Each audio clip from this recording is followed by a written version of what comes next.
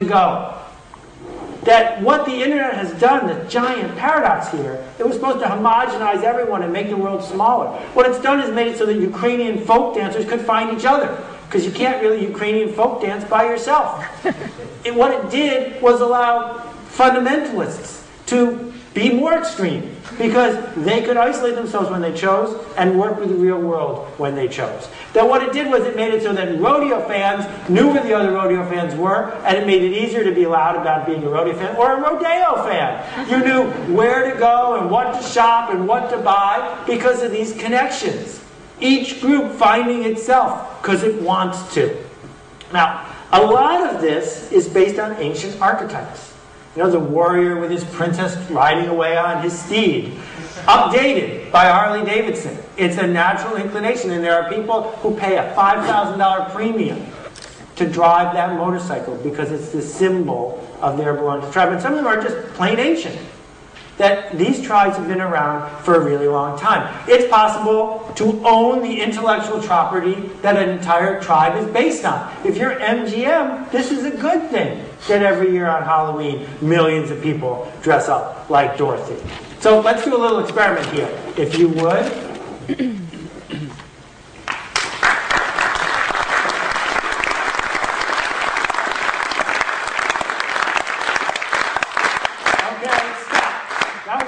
4 seconds, 5 seconds.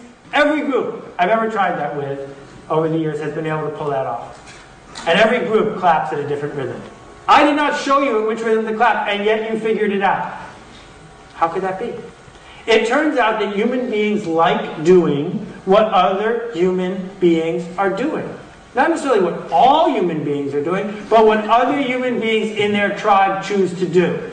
It's important to us. And so we watch TV shows about fictional tribes, and amazingly, their habits and language and everything else leaks into the real world. And now those tribes show up in real life. That we don't have to wear a smock to trade stocks, even though sometimes it's pretty dirty. But the point is, these guys are wearing the red smock because it indicates to them that they're a member of a tribe. This is my favorite. They all share the same facial expressions when things aren't going well. Right? Why? Why? It's because culturally they like doing what other people are doing even when things aren't going well. Why do they wear white in the kitchen or white on a Navy ship? I don't know. It doesn't matter. What matters is that they're all in uniform for a reason. Because it connects them. Because it makes them members of a tribe. Silly hats work too. Hats all over the world. I have no idea what this girl's going to tell her family when she takes them home for dinner. But the point is that this was a choice by ordinary people who want to belong. These are members of an actual tribe, the Outdoor Competitive Ironing League. And they use battery-powered irons and go all over the world ironing. It seems silly unless you're in it. And when you're in it, it means you found some place where you belong. This, as you know, is one of my favorite pictures. It's a real photo. Apparently, volunteer firemen do this a lot. And then they train on a house that was going to be torn down anyway. And then they stop in the middle and take a picture of themselves. The picture is important. The uniforms are important. Volunteer firemen risking their lives for free. Because of the way it makes them feel, because of the way they connect them. Every night in America, women who work in an office, women with good jobs, instead of watching TV, go out and do roller derby and try to hurt themselves. For free. Because it matters. That the Shriners have raised hundreds of millions of dollars for their charities and ridden the silly bikes with the silly hats because it matters to be a Shriner. And it's happening online as well. That what we're seeing are geek tribes being built and being led. And an old kind of geek tribe. Sports is another example that I really like. Because when you're a sports fan, who exactly are you rooting for? The players are all different than they were last year. The coach is going to get fired. Are you rooting for the building? No. What you're doing is you're rooting for yourself. That when the team wins, you win because you're identifying with them. That the other people in the stands are you.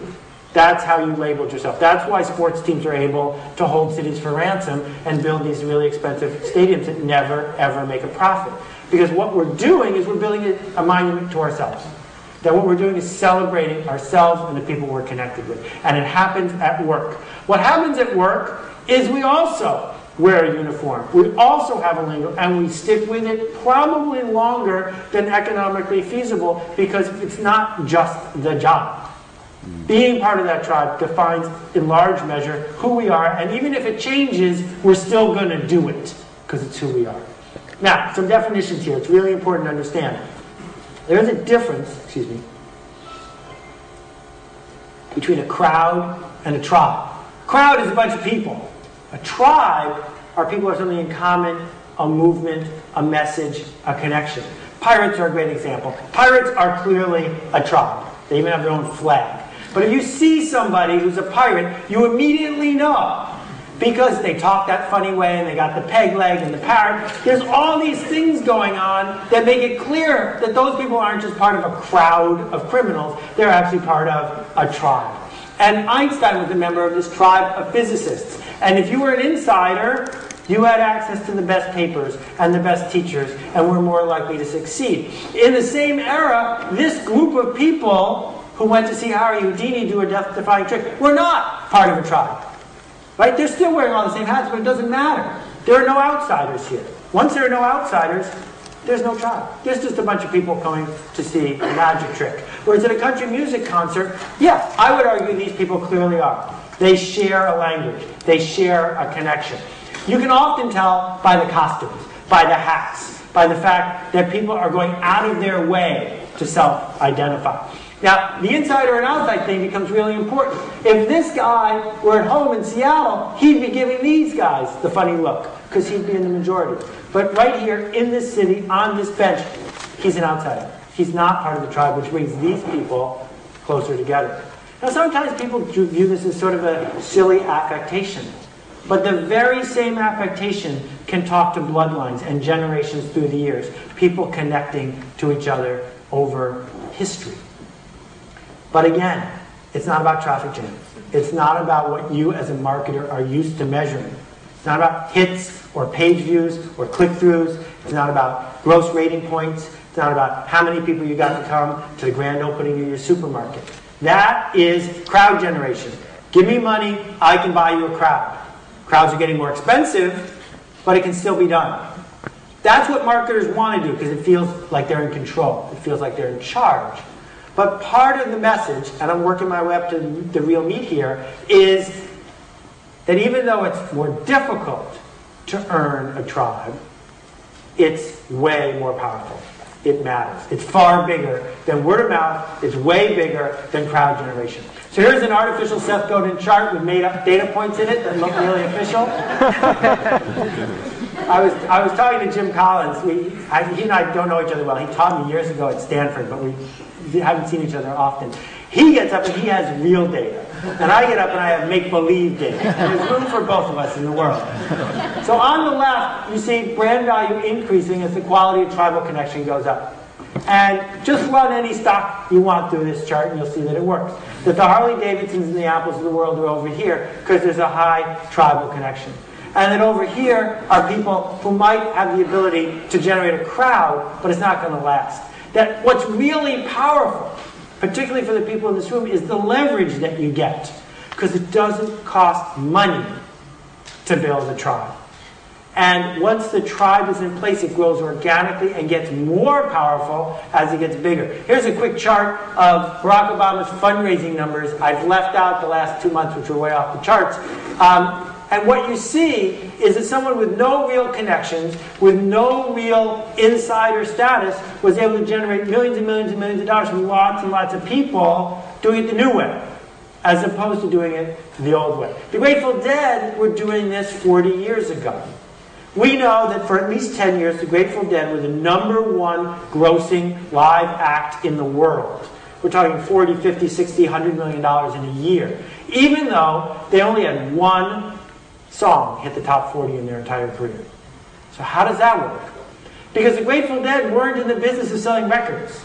The Grateful Dead led a tribe. They put on a rolling party. They went from city to city, and most of their fans went to every single one of the shows. Some came and some went, but that's what they were in the business of doing. That they gave people access